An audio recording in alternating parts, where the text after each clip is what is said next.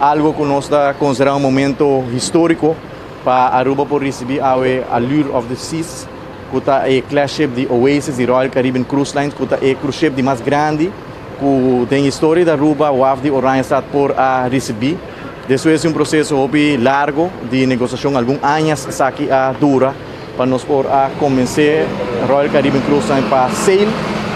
Allure of the Seas para Aruba, a preparação necessária. Tá vários anos de preparação nós abinta encaminhando para assim na água, por fim nós podemos receber a mega cruise ship aqui. Nós por correr algum ano para trás nós meter a compra essa inversão basta quantioso para invertir em tugboat novo. Depois aqui nós a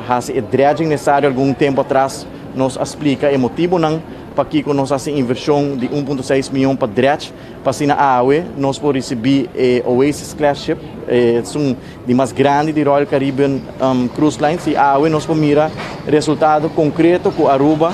a água porta orgulhoso de por receber a mega cruise ship aqui bota mira também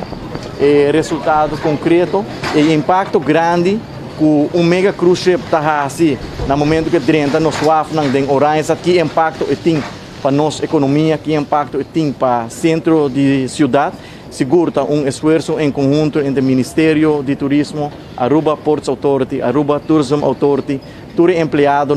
de APA também com anos largo arriba, conversações e também negociações com a AUE, por fim, nós por receber a mega cruise ship aqui e nós está contente de vista também com net temporada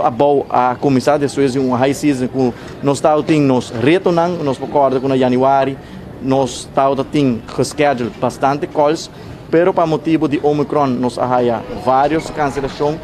que a high season não abai maneira que nós a primeira não obstante esse Royal Caribbean mostra seu compromisso para a temporada cada passa 12 semanas nós vai receber mega cruise ship aqui a água mesmo nós vamos dizer que a ocupação está muito bom para a promessa sail para Aruba e barco mesmo está carga mais de 6.300 passageiros ou está full capacidade a água nós receber 4.300 passageiros e essa aqui maneira nós sabemos que essa aqui está barco de mais grande que nós recebemos barco de 326 metros largo e está bonita para mirar o impacto direto que bota nota de nós nós está contente também para o hecho que não a comprometer na mês para cada passa 12 semanas nós recebemos mega cruise ship aqui que me finalizando quero agradecer CEO de APA para todo o trabalho não coordo assim toda a negociação não coordo naturalmente todo é empregado não de APA cada de nós aduna não granito de arena com água nós por receber mega cruise ship aqui segura daí nós com